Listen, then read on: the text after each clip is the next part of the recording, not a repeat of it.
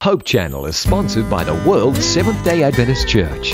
We believe in being people of the Word, people of prayer, people of deep study of the prophetic writings, people who love Jesus Christ, people who keep all the 10 Commandments, people who are compassionate, who respect others, the community, and world needs, people who live healthfully by avoiding tobacco, alcohol, unclean meats, drugs, and immorality. We believe in joy. We invite you to be a person of hope.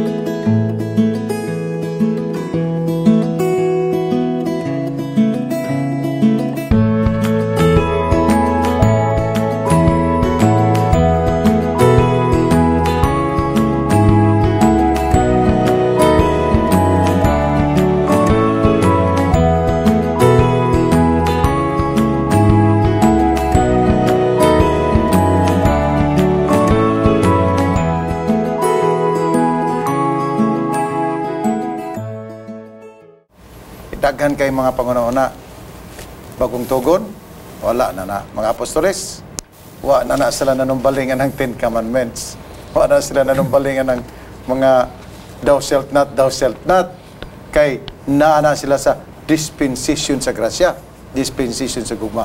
Welcome kumong tanan din sa nindot nga pagtuon sa atong Hope Channel Philippines Mindanao, ang atong pagtuon di apostles, mga apostoles, ug ang balaod apan sa dili pa kana. Imbitahon ko kamo sa usa ka pagampo. Amahan nga lingit nun, salamat nga kami makatuon sab sa mga pulong. Salamat sa salabutan nga imong gihatag kanamo. Ug salamat sa kalipay sa pakigdugtong sa mga kaigsuunan, sa mga higala nga nakakaroon sa ilang mga television sets, sa ilang mga sala, nagapaminaw o nagasunod. Aron nga makakaton kami dugang nga mga pamagi sa pagkinabuhi nga kaymutan sa imong atubangan. Salamat sa pagtubag sa mga pagampo sa ngalan ni Ginoong Kristo nga among manuluwas. Amen. Amen. Daghan kaayo ang mga pangunahuna nga ang mga apostoles wala na sila nanumbaling. Kalimtanan na nila ng karaan. Bag-o na, gugma na. Kani daghang kay mga reliyon karon. Ngayon sila, kamo mga Seventh-day Adventists, mao may reliyon sa mga karaan. Kaya ang inyong gisunod karaan lang gyapon. Pero tan-aw na to ang kinaya sa mga apostoles kung ang ilabang gihimo puros babag-o o di ba gasunod gyapon sila sa unsa ang naestablisar didto sa daan nga tugon. Kaya akong ibalik pagsulti sa panahon ni Ginoong Kristo walay ga-exist nga New Testament nga basahon. Ang tanan nga gibasihan ni Ginoong Kristo sa iyang pagministeryo ngadto sa iyang 12 ka mga disipulos ngadto sa mga apostoles base kadto sa karaan nga tugon. Busa, may rason nganong atong kinanan balikon pagtuon aron ang tanan nga mga pundok sa reliyon Kristiyano o bisan unsa nga reliyon mahibalo nga mao ni ang tinuod nga reliyon nga sundon sa batag usa aron nga kita hiuyon dinha sa pamaagi ni Ginoong Kristo. Tawgon kita Kristiyano, lipay kita Christians o nagasunod sa Dios, pero di ay ang tinuod wa giday kita nagasunod sa Ginoo. Ang atong memory verse, Romans Kapitulo 7, versikulo 12, busa ang balaod, balaan. Og ang kasuguan, balaan usab. Og matarong, og maayo. Roma City 12, guys, gutog, loaded kaayo ang iyang paghulagway sa balaod. Balaan, matarong, og maayo. Kinsa may ganahan mo sunod ani nga mga balaod, balaan, matarong ug maayo. Busa mga kaigsunan, tan-aw na to karon atong hatagan og panahon ang atong mga bisita sa paghisgot nini sa akong tuon ni si Attorney Catalan. Welcome Attorney sa atong ikaw driver karon ba? Mura. Attorney Fritz Tagalogan, Attorney Melissa, once again atong yusaw ng atong mga gasta sa kaalam sa Dios alang sa paghisgot ni atong diksyon. Attorney, sa imong kasugod niya itong pagtuon karon? Ang balaan nga kasulatan bag-o ug daan napuno na sa tanan nga mga ebidensya nga nagpamatuod nga ang balaod nagpabilin. Now, naay uban usa sa mga misconception nag-ingon nga grasya na. Grasya na, wala na Ng balaod karon. Ang uban nag-ingon sila nga ang sa napulo kasugo kanang bahin sa Sabado wala na. Kay para lang na sa mga Hudiyo. Maura ba ginay kasugaran nga ilang dispatchar dayon? Mao ginay kasagaran. Kaya man nila dispatchar to kuban. Pero adlay papahulag yun. Oo. Napoy uban nga tanan gyud ang napulo kasugo wala na kay grasya na lang. Napoy uban nga kana rang Sabado wala na. Kay na-resurrect kuno na banhaw si Ginoong Hesus sa adlaw nga Domingo. Sa ato pa giilisa na. Oo. Wala na karon. Sa atong pagtuon, atong pangutanon ang mga apostoles. Kana kay authority ni sila. Oo. Authoritative kay ni sila knowing nga sa pagministeryo sa atong Ginoong Hesus dinis kalibutan, kuyog ni sila. Kuyog ni sila. So, Close association. Close association yun. Close gid sila. Oo. So og pananglitan manggaling nga ginulify, gipakawalang bisa, inbalido na ning balaod, giwala na nis Ginoo, makabalog gid ning mga apostoles. Wala gina. So naibalog sila na. Mahibalog ni sila. Atong tagsaon ni sila og pangutana ug unsa ba. Okay, sige. Oo. Kasi una po ito mo. Oo. Kini si Pablo. Dili si Paulo. Oo, dili si Paulo. Dili si Pablo. Pablo lang. Okay. Oo. Matod pa nila, kini kuno si Pablo, mao kuno nagtukod sa Kristyanismo. Oo, munay uban nga panlantaw. Wala bagong relihiyon daw. Oo, bag-o nga reliyon. Kay lagi, sa 27 ka libro sa bag-ong tugon, 13 ni Ana, siya nagsulat. Gidominahan niya. Gidominahan ang writers, epistles. Oo. Unya ang iyahang bag-o kunuhay nga konsepto bahin na ning law and grace, balaod o grasya. Oo. Nga matod lagi sa uban nga wala na ning balaod, grasya na lang. Sa laing bahin, daklit ta gamay. Kining tulo ka butang, law, sin o grace, dili gid kini magbulag. Okay. Pero ang uban, grace na lang. Now, ang grasya walay pulos kung walay sala. wow. Kay unsa may tabunan sa grasya kung walay sala. Correct. Oo. Sa laing bahin, wala po'y sala kung walay balaod. Oo. Kay sin is the transgression of the law. Sa ato pa, naay balaod, naay sala, naay grasya. Ay, grasya. So nagpadayon. Muni ang concept nga gihatag ni San Pablo. Unfortunately, wala kay masabti o kaha dili lang gyud gusto nato sabton. Si Apostol Pablo, wala siya una-una nga si Ginoong Kristo nagwala sa balaod. Kani si gipadako ni San Pablo. Matod pa niya, law is the standard of righteousness. Yes. Maay na pulong, no? Standard eh. Standard gyud. So dili nato masukod ang pagkamatarong kung wala diha ang balaod. Kay unsaon man nato pagkabalo nga nasayop ta kung walay balaod. Giunsa man nato pagkabalo nga naay buling sa atong dagway kung walay samin nga magsulti ka nato. Wow. Oh. Now, yes. Dunay madunggan nato. Nga nung magpabilin pa man ta sa balaod nga tunglo man lang na. Pero sa giingon ka kanina, di man pwede ibulag ang balaod sa grasya. Nindot man kayo ang plano sa kaluwasan sa Ginoo kay naa magyud grasya nga musagang anang tunglo. Mo na kalahi. Oh, mo na. Kung walay grasya, balaod ra gyud. Ako Ganahan pa mismo, na. Kana moingon musagang. gyud ko nga sayop na siya. Kana ba musagang ba? Oo, musagang yun. sa tunglo. Pero bag murag boxing ba nga na musagang? O grasya ra pud tanan nga way balaod. Di po ta makaangkon sa grasya kung walay obedience to the law. Kay ambot lang og na ulanan patag grasya og nagsigit og disobey sa balaod. Dili man tingali na ingon ana gyud. Ang grasya gikan sa Dios. Gikan sa iya na. Oo. Ang obedience pod gikan po na sa Dios. Oh. Kay wa man po'y obedience kung walay grasya. Mao. Kay lagi ang nga tao lagi padulo mo yan siya sa pagsupak-supak. Say Tinuod Imong kay una-una nini. ang grasya wala nag-exempt kanato sa pagtuman sa balaod. Tinuod na. Wala. So dili ingon nga naanay grasya, dili na ta mutuman. Ang On the grasya contrary, makapasayon sa pagtuman sa yes, balaod. that's it. Oo. Oo. Grace will empower us to fulfill the law. Yeah. So, si Pablo, nagasulti nga, ebidensya siya nga, nagasunod gihapon sa balaod nga gi-establisar sa karaang tugon. Yes. So, Kay gani bisan pa sa human sa kamatayon ni Jesus Christ, sa panahon sa pagministeryo ni Pablo, si Pablo mismo nag-insister nga ang balaod naa. Kay mao ka na ang expression of the character of God. O ang karakter sa Ginoo is immutable, walay pagkausab. Di mausab niya.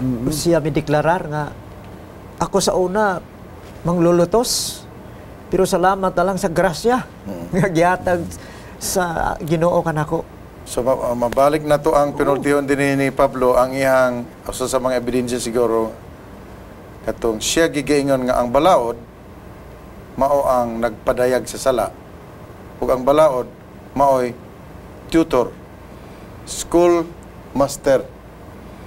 So, si Pablo, wala agi, una-una nga, gihiklin na niya ang napulok sa law. Otherwise, wala na tutor. Wala na tutor. Kung wala na balaod, kung sa pa may bugyan na to. So, ang mga tao di ang imingon nga gisalikway na ang napulok sa sugo, wala di sila makatuhog sa unsa ang gusto gipasabot ni Pablo. Sa gingon nga, ang balaod balaan, maayo. Ug So, si matarong. Pablo, wala siya una sa pag-ikli ni. Gani iyang gipadako. Ipadako pa niya ang Ipadako. kasubuan. So, mauna ang usa ka ebidensya. Yeah. Ang iyang kinabuhi, usa ka buhing ebidensya nga ang balaod naa gihapon. Naaghapon. Naa gihapon. Now, naay kaduha kini si Pedro. Kailan natin ni Pedro, usas pinakasuod kaayo nga kini Sumusunod sa Ginoo. sumusunod sa Ginoo. Prangka pagyod. Prangka pagyod. Oh. Tawag niya siya sa English conspicuous disciple. Kanabang Klaro kayo. gusto ganyan kita gid siya pirme. Tanang eksena naa siya. Eksina naa gid siya conspicuous. Maghimo na siya og di na siya manotice, maghimo siya eksina. Mao na si Pedro. Klase ni kono. Pero si Pedro wala po siya plano nga yang tangtangon ang napulo ko sunog. Wala. Kay kaning 1 Pedro 2:9 gasulti man ning you are a chosen generation. Kamo ang pinili nga kaliwatan. Harianon nga katawhan. Tawan. Nga gitawag gikan sa kahibulungan nga kangitngit. Ang gikan sa kangitngit ngadto sa iyang kahibulungan nga Kahayag. kahayag. O kana nga kahayag, mao na siya ang pagkahibalo sa pamaagi nga gibutang si Ginoo sa iyang napulo ka sugo. Pero si Pedro, ang ebidensya niya, sa may ebidensya ni Pedro nga nagdepinse gapon siya sa daan nga tugon. Sa iyang pagpadayon, sa iyang pagministeryo, usa ka gani siya sa naghatag og warning.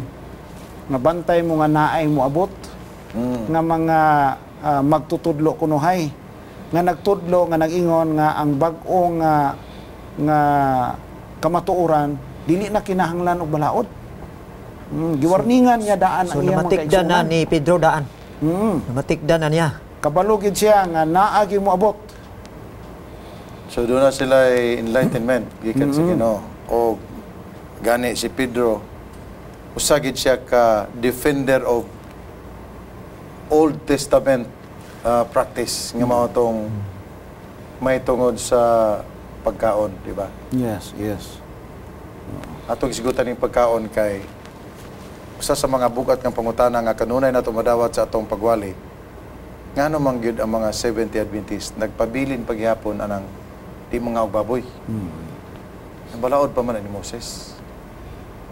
Unya ang kanindo trabani kay si Pedro pag-ilang gihimong ebidensya na si Pedro kuno mao'y nahimong pangulo sa naguna-una kaon sa dili ang nga ipakaon. Wa dahil sila may balo nga kanang ilang gisulti sukwahi kay ang si Pedro di ay nahimong modelo sa pagdepensa sa unsang na-establisar sa karaan nga tugon sa may tungod sa gitawag og health law nga na pagkalambigitan sa pagkaon. Kay si Pedro din sa buhat kapitulo 10, wa gid siya sa gamay na lang nga suggestion nga kauno na nato ni. Kay katong nagdamgo si Pedro, gigutom siya.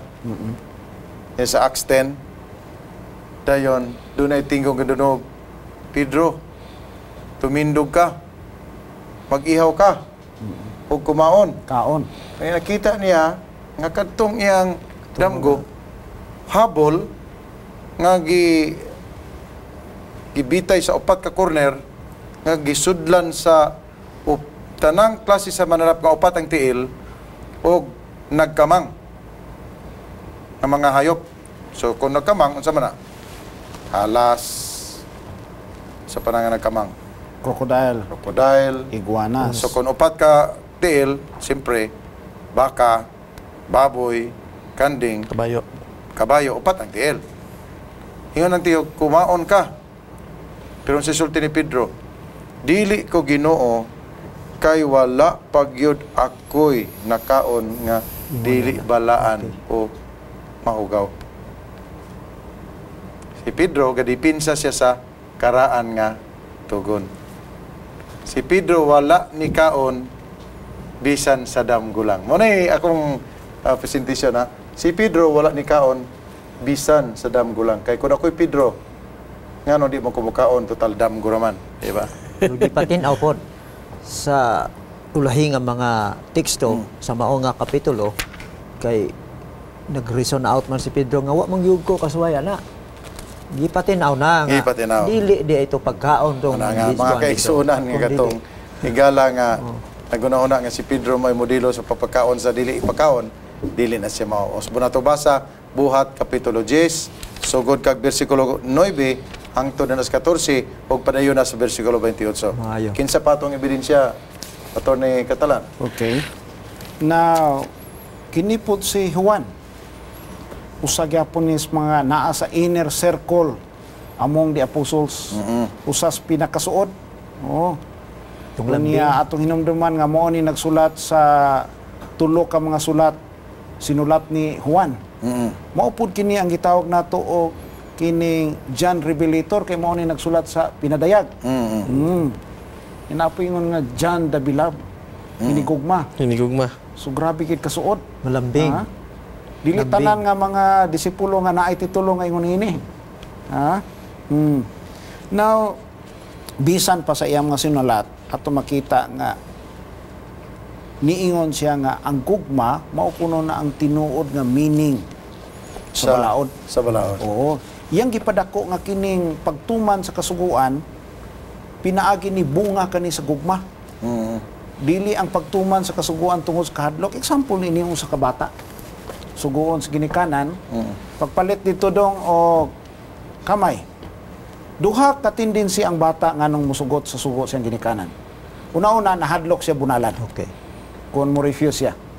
Sa laing bahin, ang usa ka bata mutuman sa sugo siyang amahan tungod kay nahigugma siya sa iyang amahan. Muna mayo. Mao kana nga pagtuman sa kasuguan nga gipadako ni Pablo og ni Ginoong Hesus.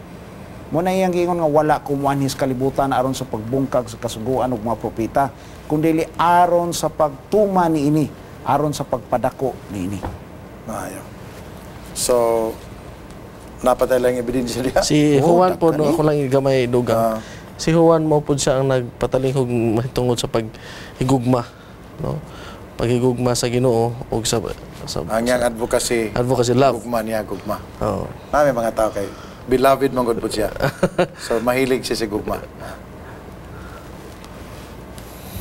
Your Honor, napadayon diha. Oh, naa kini si James. Karon pa day ko nakabalo niini. Unsa man na si James? To be honest.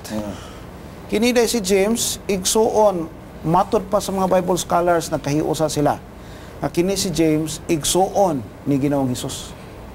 Initially, doon na siya pagduda sa pagkamisaya ni Jesus Christ. Yang Pero saying so. eventually, nahimo siyang usa sa mga pundasyon sa early apostolic church. Oh. Siya mismo nagpadako sa balaod. Oh. So So dili lang siya masinulundon sa Dios, kundi masinulundon sa iyang igsoon. Yes. Ha? Now, og tinuod pa nga ginulify na ni sa Ginoo ang balaod. Ang igsoon makabantay gyud. Imposible dili makabalo ang igsoon. Sultihan gyud ang igsoon. Brother Fritz, Oo. murag ang imong igsoon makabalo gyud sa imong mga sikreto. O adunay mga sayop. Labi na og nag-uban-uban gyud mo. Oo. Mga tingali lang maditiktahan nimo, but rather makita gyud nimo sa iyang mga lihok kung adunay mga sayop nga iyang nahimo. Doon na may mga kaso gani nga ang igsuon mo ini daot sa iyang igsuon pod gituhuan kay igsuon god, di ba? Atay pakita karon sa mga balita nato sa bisan asa nga mga igsuon nga gibuking report sa igsuon. Di ba?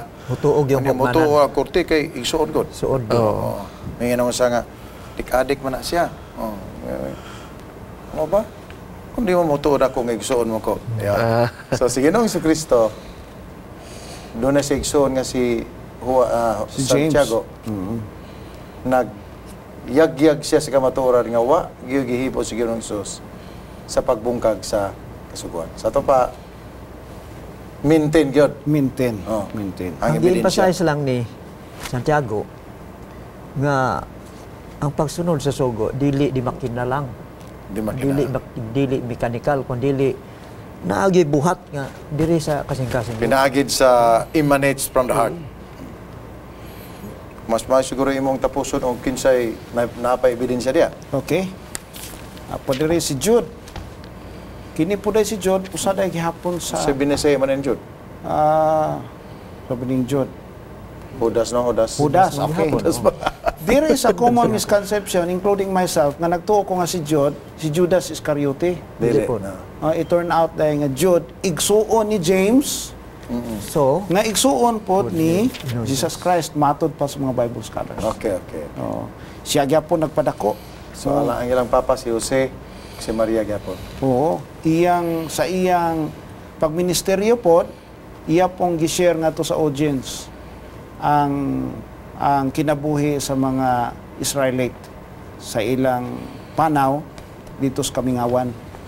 Ang pagtuman sa kasuguan o gihimo niyang reference nakatunga kasuguan ni agihapon ni karon. So, kiniktanan nga mga apostoles nga nagisgot in pabor sa pagpreserbar sa napulo kasugo nga gihatagan og bagong kahulugan, mao ni sila ang reliable nga mga sources. Pinaka-reliable. Reliable na sila. Ug sa abogado ni unsa inyong rating ani kon mao ni ang mahimong witness? Star witness. Ha? Star witness sila. Ligon kayo. Ligon nga Lisod kay nimo ma-question ang integrity, ang iyang competence, naatanan. tunan na po yung mga reliable sinatian ni. witness gid siya. Reliable witness. Kaya ang kuan man gud pastor no kanang witnessing sa kaso. Ang imuhang pag-witness diha matuhuan ka dili lamang sa ang imong istorya. Apan ikaw pud mismo nga nag-istorya dapat angay Credible. Credible. Katuhuan. Sa ito pa kini sila nga mga katawhan, mga apostoles, mga credible ni sila nga mga witnesses. Yeah, the testimony must not only credible in itself, but it must come from a reliable and credible witness. So kini sila og maoning mahimong witness. Qualified jud kayo. Sigurado gyud. Sigurado. Ako kayo og puntos. Oo. So, unsay kasulti nato sa atong mga viewers nga nagunahon na sila nga wala na 10 commandments sa bagong atugon. Kanang adlong papauloy wala na kanang mga kaon-kaon diya nga sa badista ray gabutan na. Dili day pwede. Ato yung sundon kada. Ang balaod sa Ginoo is immutable. Walay kausaban ang kinaiyas Ginoo. The law before, it is the same law nga nay-akan karon. Ang sayop sa una, sayop gihapon na karon. Na ay mga testigo. Oo. Nga ang ilahang mga testimonyo na agyod sa balaang kasulatan. Yeah. Mga testigo nga A1 ba? A1 witnesses. So, nalipay ta nga dunay mga credible o mga katawhan nga atong makuhaan og mga impormasyon aron atong reconcile ang mga pangunahuna nga wala na napulo ka sugo, kalimtin na lang daang tugon, nanata sa grasya, gugma na lang, kinideng tanan, mga pagpalinaw lamang, pagpahayag lamang, nga ang pagtuman sa sugo, pinaagi sa gugma. O ang sugo mismo, sugo sa gugma. Sa kapunto, Pastor, kining simple lang nga pahayag nato sa publiko, ano? Kung mutuo ta nga wanay sugo, yung delikaduha ang katilingban. Katilingban. Kay patyo naman lang karon gani nga naay sugo. Delikado man gani. Murder, unsa na lang nga mga krimen.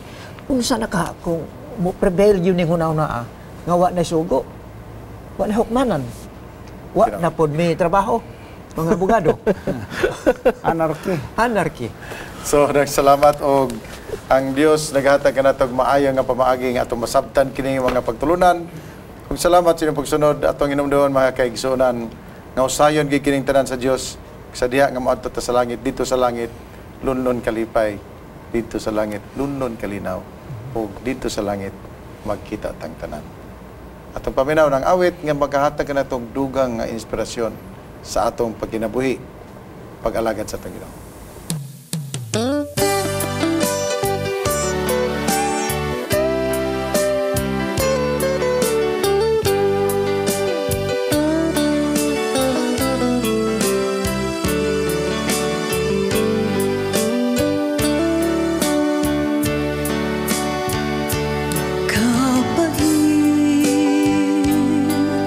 Kasakit nga mauy batiun ta pagsunay kalay pagantuson ta ikinahanglan mo barog tungod sa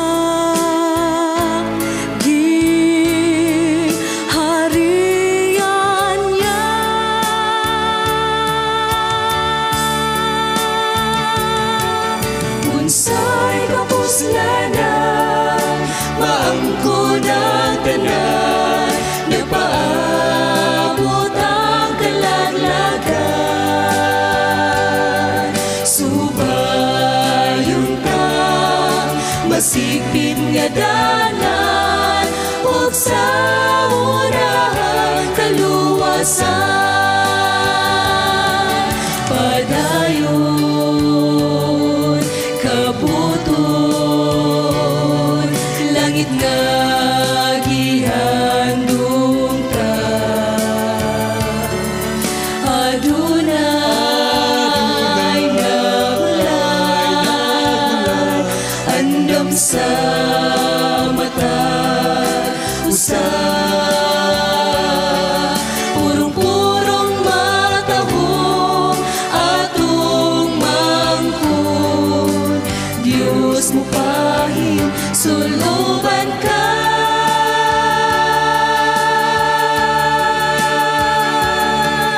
unsay kapuslanan maangkon ang tanan nagpaabot ang kalaglagan subayon ta. Salamatan nato atong mga bisita, Attorney Catalan, Attorney Miliesa, Attorney Tagalogin, o Diyos magapanalangin sa kanunay. Mag-ampo kita. Amahan nga langit nun, salamat kaayo sa panalangin nga mong naangkon karon. Salamat sa imong paggamit nimo kanamo ug sa imong pagpanalangin kanamo ug sa tanan nga mga televiewers kanamong tanan maimo ang himaya sa walay katapusan sa ngalan ni Jesus. Amen. Ug sa unahan kaluwasan